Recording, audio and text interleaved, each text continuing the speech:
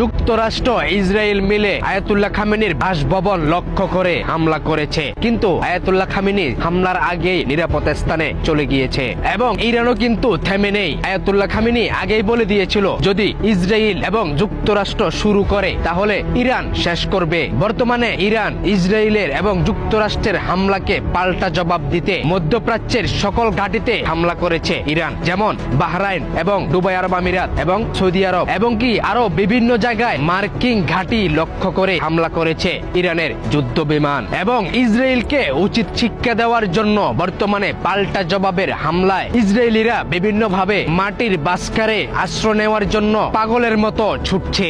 আমি কিন্তু আগেই বলেছিলাম, ডোনাল্ড ট্রাম্প চাচ্ছে তৃতীয় বিশ্বযুদ্ধ। এদিকে পাকিস্তান আফগানিস্তানকে যুদ্ধ লাগিয়ে দিয়ে ইন্ডিয়া নরেন্দ্র মোদী ইসরায়েলে সফরে গিয়ে ইসলামের বিরুদ্ধে এবং মুসলমানদের বিরুদ্ধে ষড়যন্ত্র করে আসছে। তারপর পরই ইরানে হামলা করেছে ইসরায়েল যুক্তরাষ্ট্র মিলে। এদিকে ইরানের সর্বোচ্চ নেতা আয়াতুল্লাহ খামেনি জানিয়েছে, মহান আল্লাহ তাআলা আমাদের সকল পরাজয়ের পথ বন্ধ করে দিয়েছে, এখন শুধু বিজয়ের পালা। যুক্তরাষ্ট্রের মেন টার্গেট হচ্ছে ইরানের সর্বোচ্চ নেতা আয়াতুল্লাহ খামেনিকে হত্যা করা। বর্তমানে তৃতীয় বিশ্বযুদ্ধ শুরু হয়ে গেছে। মহান রাব্বুল আলামিন ইরানকে পরিপূর্ণ শক্তি দান করুক, যাতে ইহুদি ডোনাল্ড ট্রাম্প এবং কি ইহুদি নেতানিয়াহুকে উচিত শিক্ষা দিতে পারে।